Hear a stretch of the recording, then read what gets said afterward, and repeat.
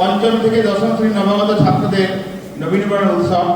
আজকের সভায় উপস্থিত আমাদের সদ্যের সভাপতি সরোজবাবু এবং আমার সমস্ত সহকর্মী শিক্ষক শিক্ষিকা ও শিক্ষাকর্মীরা সবাইকে যথাযোগ্য স্থানে এবং আমার সম্মুখে উপস্থিত শ্রেণীর ছাত্রছাত্রীরা সবাইকে যথাযোগ্য স্থানে আন্তরিক অভিনন্দন, শুভেচ্ছা ও ভালোবাসা জানাই।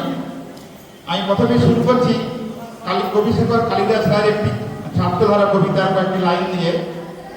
বর্ষে বর্ষে দলে দলে আসে বিদ্যা মঠতলে, চলে যায় কলরবে, কৈশোরের কিশোরয় কর্ণে পরিণত হয়, যৌবনের শ্যামল গৌরবে।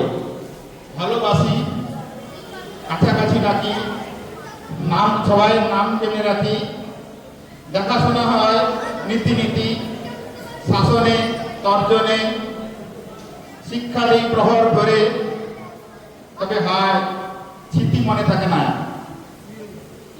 তোমরা বিভিন্ন পরিবেশ থেকে এসেছো, এখন আমরা কিন্তু একটাই পরিবারের সদস্য, জলচর এনএন বিদ্যার্থী পরিবার।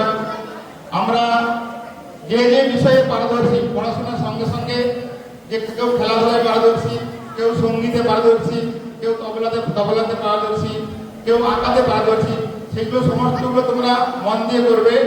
সেই সঙ্গে আমাদের বিদ্যালয়ের নিয়ম শৃঙ্খলা মেনে চলবে এবং সুশৃঙ্খল হবে। তোমরা নিজেরা পরিষ্কার পরিচ্ছন্ন থাকবে।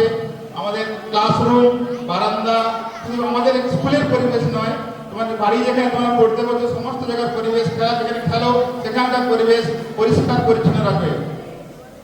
আর মন দিয়ে পড়াশোনা করো। সেই সঙ্গে অন্যান্য যে যে বিষয়ে পারদর্শী, আজকে অনেকেই তোমরা পারফর্ম করেছো, ভালো লেগেছে, সেগুলো মন দিয়ে করবে। আর বিবেকানন্দ বলেছেন যে একটা দাগ রেখে যেতে, ঠিক আছে? তোমরা তোমাদের পড়াশোনার মাধ্যমে, খেলাধুলার মাধ্যমে, আঁকার মাধ্যমে, সঙ্গীতের মাধ্যমে, রিসাইটেশনের মাধ্যমে একটা দাগ রেখে যাবে। ভালো ভালো ব্যবহার শিখবে, ভালো আচার আচরণ শিখবে, কথাবার্তা ভালো বলবে এবং সবাই মিলেমিশে থাকবে।